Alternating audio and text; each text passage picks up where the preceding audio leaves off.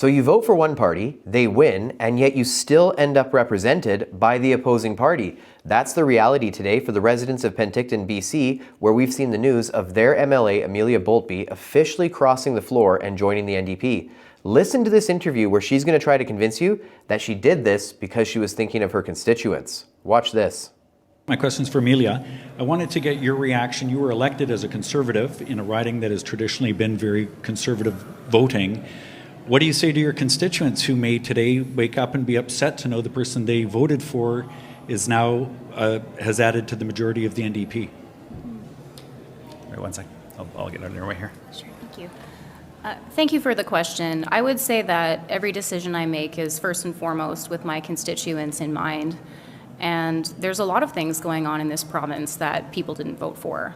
The way that party has gone so far to the right, British Columbians did not vote for that leader.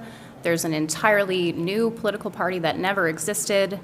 And what my constituents did vote for was for me to be their MLA, for me to be their advocate, and to do the best job that I can in representing them. And that's what I'm going to do. Thanks. This is where the Canadian political system is completely broken, and British Columbia is no exception.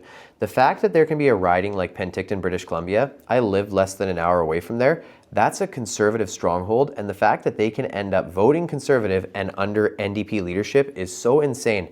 Those two parties, the Conservatives and the NDP, couldn't be more ideologically opposite. And when you look at Penticton, like many other ridings, the people of Penticton vote for a leader who's under the Conservative banner because they believe in conservatism. I mean, at the end of the day, I really believe that in Penticton, if you were to run a traffic pylon under a Conservative banner, that the pylon would win against the NDP. Reason being, Penticton is clearly Conservative as a riding. So the fact that they now have to live with this situation where one woke, crazy representative can make a decision on behalf of all the people that does not uphold their voice or their position is completely unacceptable. I've been advocating for a very long time saying that any time an MLA crosses the floor, or MP, but an MLA crosses the floor, that it should immediately trigger a by-election so that the people of Penticton or any other riding can have their voice upheld. They make the choice, not one individual. And I think that's the most consistent way for us to uphold a democracy. The other thing that was very ridiculous about what Amelia had to say there, for those of you who have been following provincial politics, Amelia